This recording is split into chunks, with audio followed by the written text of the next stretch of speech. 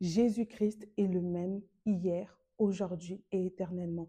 Il ne change pas, oui. Mais toi, quand tu entends que Jésus-Christ est le même hier, aujourd'hui et éternellement, qu'est-ce que tu comprends? Parce que le Jésus d'hier, il faisait des miracles, il guérissait les malades, il faisait toutes choses. Oui, c'est ça le caractéristique de Jésus d'hier. Quand tu dis que Jésus-Christ hier, c'est le Jésus qui a permis à Moïse d'ouvrir la mer Rouge. Mais toi, tu limites Dieu. Beaucoup de personnes aujourd'hui limitent Dieu. Ça veut dire que toi, pour toi, tu pries, tu ne t'attends pas à un miracle. Beaucoup de chrétiens aujourd'hui ne croient même pas au miracle, alors que Jésus-Christ, le Dieu que nous prions, c'est un Dieu des miracles, en fait. Parce que, en fait, ce sont les miracles qui accompagnent sa parole. Quand il dit que je vais faire, je t'ai promis, la promesse, ça veut dire que toi, tu dois t'attendre à la manifestation du miracle de Dieu dans ta vie. C'est pour ça qu'on dit qu'il est le même hier, aujourd'hui. Ça veut dire que hier, il a fait des miracles. Aujourd'hui encore, il va continuer à faire. Et demain, il fera toujours. Alors toi, dans ton présent, quand tu te dis que Jésus-Christ est le même, hier, aujourd'hui et éternellement, mais aujourd'hui, avant d'arriver demain, ton aujourd'hui à toi, est-ce que tu crois au miracle? Est-ce que tu penses que Jésus va faire? Parce que quand on regarde dans Matthieu 8, on commence par le verset 5. Quand le monsieur, il était venu voir Jésus-Christ parce que son travailleur était malade, il était paralysé. Jésus-Christ lui a dit, malgré qu'il soit Jésus, il lui a dit, je vais venir chez toi, j'arrive, je viens et je vais le guérir. Mais tellement il avait la foi, il s'est dit, moi, simple humain, simple homme, que Jésus-Christ, il vienne chez moi, je ne suis pas digne. Qu'il dise seulement un mot. Ah, un mot. Ça veut dire que Jésus, tu n'as pas besoin de te déplacer. Jésus, c'est trop pour moi. Je ne suis pas digne de te faire déplacer. Ne te déplace pas, Seigneur. Dis seulement un mot et il sera guéri. Ça veut dire quoi? Ça veut dire il avait compris que Jésus n'avait pas besoin de se déplacer. Il avait compris que ce Dieu-là, Jésus-Christ, était Dieu en fait. Il n'avait pas besoin de se déplacer. Il pouvait juste dire une parole et son serviteur allait guérir en fait. Il allait être guéri. C'est ça quand tu crois que Jésus-Christ est le même hier. Quand tu regardes hier, tu te réfères même à ce miracle-là, au miracle où il lui a dit, je ne suis pas digne que tu viennes chez moi, dis seulement un mot. Qu'est-ce que Jésus-Christ a fait? Jésus, il était dans l'étonnement, il a dit que depuis je n'ai pas vu une personne qui a une grande foi parce que Jésus-Christ, c'est, il honore la foi. Dieu honore la foi. Et sans la foi, la Bible te dit, il est impossible de plaire à Dieu. Ça veut dire, comme tu es là, tu ne peux pas plaire à Dieu si tu n'as pas la foi. Ça veut dire que tu dois d'abord croire. C'est comme ça que ça fonctionne. Tu dois d'abord croire pour recevoir la manifestation. Tu dois d'abord croire qu'il y aura un miracle qui va être fait. Alors, très souvent, nous, les chrétiens, aujourd'hui, oui, Jésus, il est le même hier, aujourd'hui, éternellement. Mais quand je vais te poser la question, je te dis, ma soeur, mon frère, il est le même hier, là. Hier, il faisait quoi? Hier, qu'est-ce que Jésus faisait? Parce qu'aujourd'hui, en fait, quand vous voyez, par exemple, des miracles, des choses comme ça, vous pensez que c'est de la magie, c'est pas Jésus. Au final, en fait, vous êtes en train de limiter Dieu. Vous êtes en train de le limiter. Le monsieur lui a dit, Jésus, je ne suis pas digne, dis seulement un mot et je sais qu'il va te guérir. Je sais, parce que tu n'as pas besoin de te déplacer. Tu es Dieu, tu es Seigneur. C'est ce qu'il lui disait en fait. Tu es Dieu, tu es Seigneur. Tu n'as pas besoin de te déplacer. Et en fait, nous devons avoir ce comportement-là. Tu dis, Seigneur, tu n'as pas besoin de te déplacer. Dis seulement un mot dans ma vie. Dis seulement un mot et tout va changer, Jésus. Dis seulement, tu dois seulement dire. Il est la parole. Il a créé ce monde par la parole. Il est lui-même la parole. Au commencement était la parole. Et la parole était Dieu. La parole était avec Dieu et la parole était en... Ça veut dire que la parole était Dieu. Jésus-Christ est la parole. Et il a créé toutes choses par la parole. En fait, il a créé toutes choses en lui-même. Toute chose vient de lui. Oh, est-ce que vous me recevez? Toute chose, c'est-à-dire qu'en lui, il a tout. En lui, il a la terre. En lui, il a tout. Il a créé toute chose par lui-même. Imagine-toi maintenant, cette personne, ça veut dire qu'il a tout en lui. Tu penses que cette personne a besoin de se déplacer? Non. Il a la capacité de dire. C'est pour ça même lui-même encore, il nous a donné le pouvoir sur la langue parce que lui-même, il est la parole. C'est pour ça aussi, les sorciers, quand ils sont en train de faire des malédictions, ils utilisent la parole. Oui, ils sont en train d'utiliser la parole, ils parlent. Quand ils disent que oui, toi, tu ne vas pas prospérer, ils prennent ton nom, ils parlent, ils disent ton nom, ils disent des choses, ce sont des paroles. Et c'est pour ça, toi aussi, en tant qu'enfant de Dieu, tu dois contrer ça par la parole, oui. Tu dois te lever et annuler toutes ces choses, annuler toutes ces malédictions par la parole, parce que la parole, elle est puissante, oui. Et la parole est Jésus-Christ. Et Jésus-Christ est Dieu, oui. Alors tu dois croire au miracle. Nous avons un Dieu de miracles, en fait. Imagine Moïse. On est là quand on s'assoit, on regarde le film de Moïse, on parle de Moïse, les enfants d'Israël, la mer Rouge. Mais vous pensez que c'est un jeu? Non, mais imaginons juste une fraction de seconde.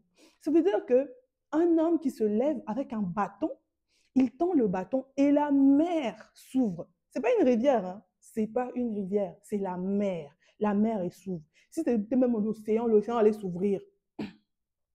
C'est pas un miracle, ça. C'est ça le Dieu d'hier.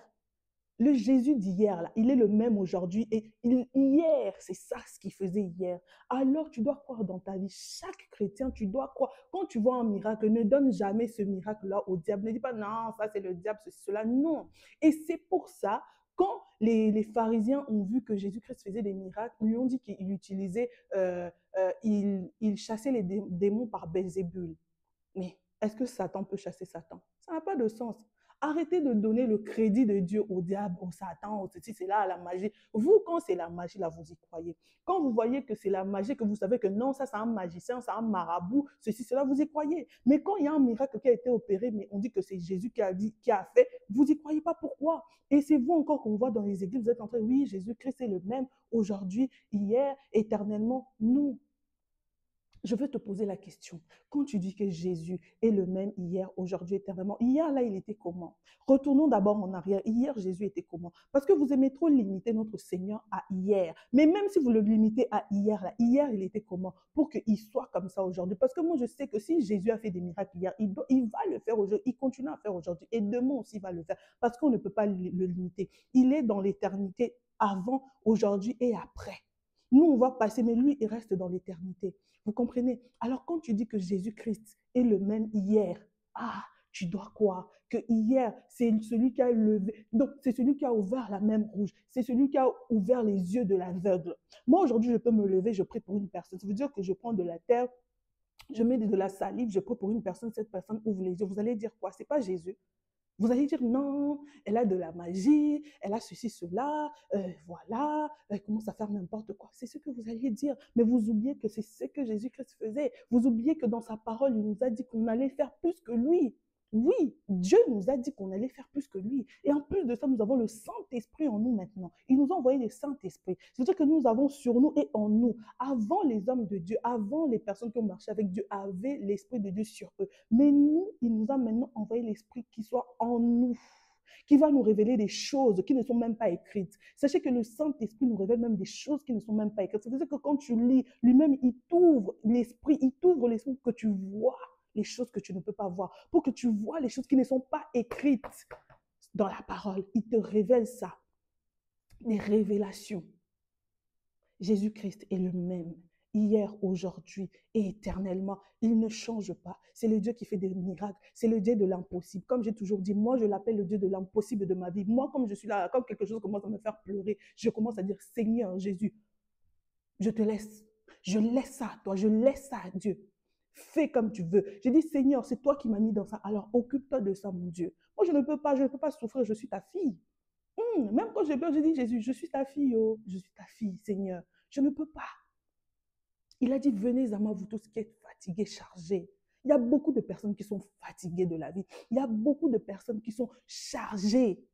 Mais qui vont lire, hein, qui vont te dire, venez à moi, vous tous qui êtes fatigués, chargés. Mais ils ne savent pas que vous pouvez vraiment vous décharger en lui. Il faut croire. Tout commence par la foi. Tout commence par ta manière de percevoir les choses. Tout commence en fait par ta manière de croire. À quel niveau tu crois en ce Dieu-là? Est-ce que tu le limites? Ne le limite pas par ta connaissance, ne le limite pas par ta façon de comprendre les choses. Parce que si on comprend Dieu, là, ça veut dire qu'il finit d'être Dieu, il n'est plus Dieu. Si on commence à le comprendre, ça veut dire donc ça veut dire qu'on a tout compris. Si un jour tu te lèves et que tu dis non, j'ai compris Dieu, ça veut dire qu'il a fini d'être Dieu. Mais sauf que ce jour-là n'arrivera pas. Ça ne va jamais arriver que toi tu comprennes Dieu à 100%. Non, ça ne va jamais arriver. Alors crois en ce Dieu-là. Quand tu dis que Seigneur, tu es le même aujourd'hui, hier, éternellement, montre-lui, Yahweh, tu as marché avec Élie. Élie, il avait appelé le feu. Le feu est descendu. Élie, il était un homme comme toi et moi. La Bible te dit, Élie était un homme comme toi et moi. Mais il a appelé le feu, il a invoqué. Dieu a descendu le feu. Est-ce que c'est imaginatif? Non, c'est réel. Ça s'est vraiment passé comme ça. C'est réel. Il a invoqué le feu. Tu vois, Ça veut dire que crois au miracle. Tout ça, ce sont des miracles. Donc quand tu dis que non, Jésus-Christ, tu es le même aujourd'hui, hier, éternellement, regarde son hier là. Lis la Bible, regarde hier ce que Jésus a fait et réclame ces choses. Tu dis, Seigneur, tout ce que tu as fait hier, il faut faire aussi avec moi. Seigneur Jésus, tous les miracles que tu as fait hier, il faut faire aussi avec moi. Dans tous les domaines de ma vie, Seigneur, fais des miracles dans ma vie.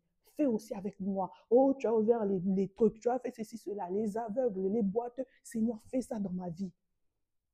Fais ça dans ma vie. Peut-être que je suis aveugle, Seigneur. Montre-moi la vue. Peut-être que je ne vois pas. Peut-être que je ne marche pas. Il n'y a rien qui fonctionne. Yahweh, tu as fait. Tu réclames, c'est ton droit. Hein? Tu réclames, tu dis, Seigneur, tu as fait. Que ton règne vienne dans ma vie. Et tu verras ce Dieu-là, il va faire. Il ne faut pas limiter, Seigneur Jésus-Christ. Il ne faut pas limiter par ton attendement, par ce que toi tu comprends. On ne peut pas comprendre Dieu. Dieu est un Dieu de miracles. Parce que ce sont les miracles qui accompagnent sa parole. Pour qu'il accomplisse sa parole, il doit faire des miracles. Alors toi, tu es en train de le limiter. Peut-être tu as des paroles prophétiques. On t'a dit non, tu vas faire, tu seras. Mais tu es limité, tu limites Dieu parce que tu attends ce que tu vois quelque chose. Alors que peut-être qu'il est en train de faire. Très souvent, quand Dieu est en train de faire, on ne peut pas le tracer. On ne peut pas voir. On a l'impression qu'il n'est pas là. Mais il est toujours là. Sa présence, il est omniprésent. Il est toujours là. Il est toujours en train de faire. Ne limite pas Dieu. Dieu est un Dieu de miracles. Il fait toujours des miracles. C'est un Dieu de miracles. Ses paroles, en fait, sa parole, elle est accompagnée des miracles, des prodiges, pour montrer qu'il est là, pour montrer sa manifestation. S'il ne fait pas ça, Dieu est esprit. Maintenant, Dieu est esprit. S'il ne fait pas de miracles, tu veux qu'il fasse comment? Tu veux qu'il fasse comment? Le médecin par excellence, lui, il fait des opérations invisibles. Il est en train d'opérer, mais tu ne vois pas. C'est-à-dire qu'on ne te coupe pas, on ne fait rien du tout, mais tu as été opéré. Dieu, il fait ça. Il te dit, lève-toi, tu te lèves. Il a dit à Lazare, il a dit à Lazare, sors, Lazare, il est sorti. Alors qu'il était déjà là-bas depuis. Mais Lazare est sorti. Tu dois croire en ce Dieu-là. Tu dois dire, Seigneur, tous les Lazars de ma vie, là, tout ce qui est mort dans ma vie, que ça ressuscite. Que ça ressuscite. C'est-à-dire que tu es en train de croire en ce que tu es en train de dire. Parce que hier, c'est ce qu'il a fait. Et aujourd'hui, il doit faire. Il doit faire. Ne te limite pas.